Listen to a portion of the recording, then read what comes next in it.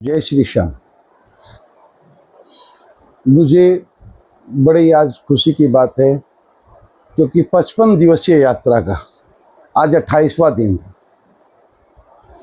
और हम करीब करीब 55 to 60% से भी ऊपर हम क्रॉस कर गए थे। हमें 1800 में करीब करीब 1000 के ऊपर हम क्रॉस कर चुके थे। तो हमारे दोस्तों का फ़ोन भी आता था, अरे आप इतनी स्पीड से निकल रहे हो, हम लोग कलकत्ता से 8 तारीख को पहुंचेंगे, कहीं ऐसा नहीं हो कि आप 1 तारीख को निशान चढ़ा दो और हम लोग 8 तारीख को आए। तो हमने सबसे कहा चिंता मत कीजिए, हम जितनी भी स्पीड से चले दरकार होगा हम आगे जाके स्पीड कम कर देंगे।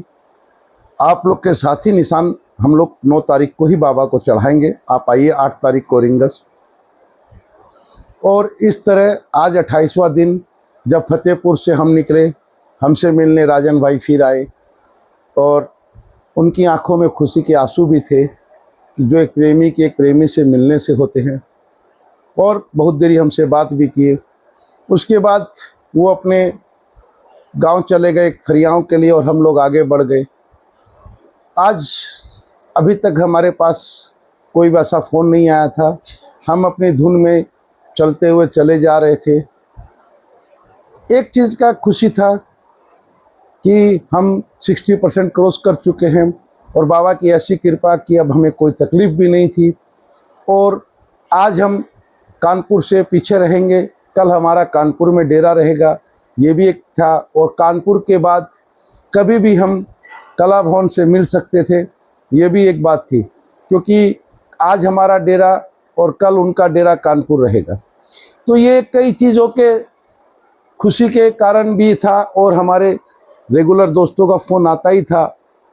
और सबसे बड़ी बात मुझे ये आपको जो ये मैं आपको मेरी बता रहा हूँ विवरण, ये मुझे कोई टीआरपी लेने के लिए नहीं बता रहा हूँ, ये मैं सिर्फ इसलिए बता रहा हूँ कि मुझे ज़िंदगी में कैसे श्याम प्रेमियों से मेरी मुलाकात हुई और ये मुलाकात कैसे मेरी यादगार बन गई।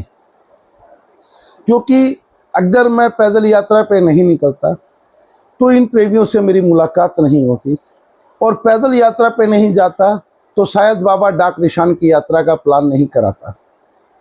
और ये डाक निशान यात्रा का प्लान में भी मेरा वही दोस्त कुछ भागीदार है।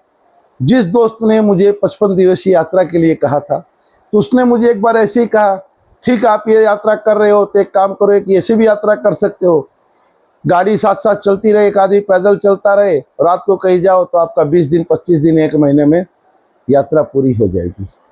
और कई प्रेमी रास्ता में जो हमसे मिले, सबकी इच्छा रहती थी बाबा क्या निशान लेके जाए, लेकिन एक ही बात कि देखिए 2 महीने हमारे पास टाइम नहीं होगा, घर कैसे छोड़ेंगे, कारोबार कैसे छोड़ेंगे, या जो नौकरी पेशा है ऑफिस में कैसे छुट्टी मिलेगी।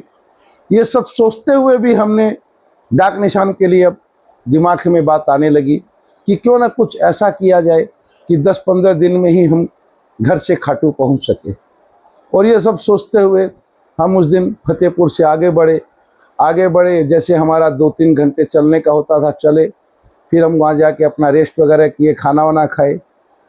फिर शाम को भी वैसे ही हमारी जैसे चाल रहती थी 1-1.5 घंटे करके।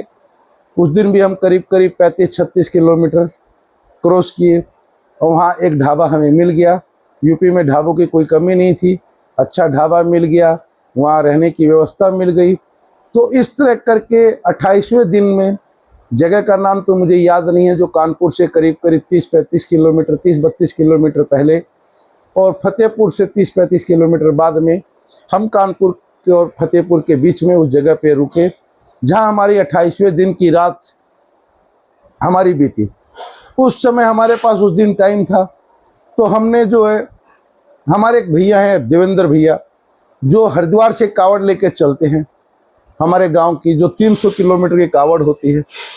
हमने उनको फ़ोन मिलाया, उनका हमारे साथ टच पे रहता था कि भैया जब आप फ्री रहिएगा तो हमें ये कावड़ आप लोग कैसे लेके आते हैं इस बारे में हमें बताइएगा।